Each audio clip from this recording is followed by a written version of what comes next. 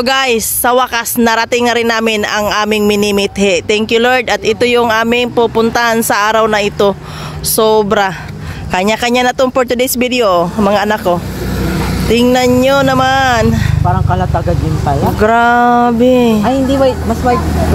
Ang ganda, oo. Ito nga lang mauna. Oo, pwede na yan kaliksa. Pwede na yan sa atin. Tingnan nyo, grabe, ang ganda. Sa hirap namin ha, ang dami namin dinaanan at dito kami nagdirekta sa kabilang daan. Sobra. Ito na, finally. Finally talaga, nandito na kami.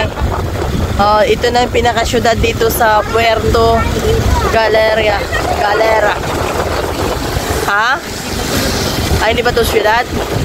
Basta ano lang siya, marami lang mga resort dito. Hinahanap namin yung hotel kasi mag-check-in kami. Uy, ano yun? Maambon pa ngayon. Ang ganda pala ng mga ano dito, oh. Ang ganda ng mga bahay. Oh. Tingnan nyo. Sa mga langga, papasok kami dito sa iskinita na ito. Hindi ko alam. Ayan, maraming ditong Del Monte Hotel. Uy, ang dami. Papunta na kami doon mismo sa tabi ng dagat. Ayan, So, hello guys. Ito yung room na nakuha ni Laloy. Hindi ko alam. Antay na yun si Laloy. Nagbabaan na sila. Ayan. Hindi namin alam kung magkano. Basta kami sunod-sunod lang kami ngayon sa mga anak namin kung ano. Kasi dito kami mag-check-in. Tapos bukas naman ang ano namin. Mga langga, maghahakot na kami. Oo. Ayan.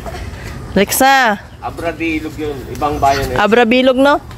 Yun yung ano. Abra de Ilog. Yung binaba niya, yun yung Occidental Mindoro. Oo nga, oo. Yung... Ayan, naghakot na si Sprake. Kasi tulungan mo dito si Papa mo, be.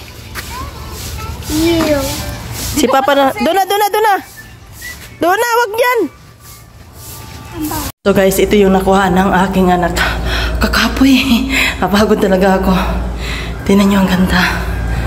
Tapos ngayon, dala-dala pa namin yung gulong kasi kailangan namin ang gulong. Tapos andito na yung mga anak ko. Ayan, hi na. Oh, di ba? Double deck. Tapos ito may aircon. May CR. Meron na ka? Ay, guys.